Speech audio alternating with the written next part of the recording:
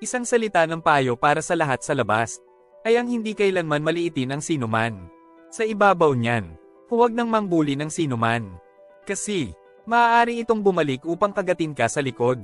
Kaya huwag kahit minsan, kahit naisipin ang pagkakaroon ng kasiyahan, na makakatakas ka sa pang-aapi ng isang tao. Bakit? Well, malalaman mo na sa kwento ngayon. Maligayang pagdating sa pagpapabalik ng pelikula. Sa video ngayon, dadaan sa 2005 comedy, superhero na pelikula, Mataas ang Langit.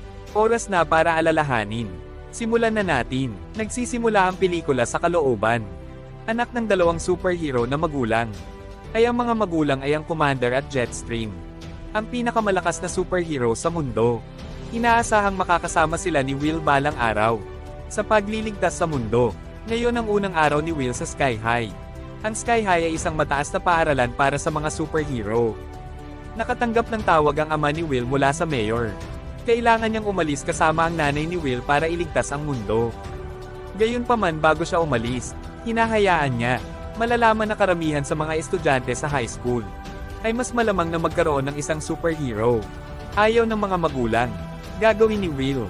Kaya pinayungan niya itong huwag masyadong magpakitang gilas. Pagkaalis ng kanyang mga magulang,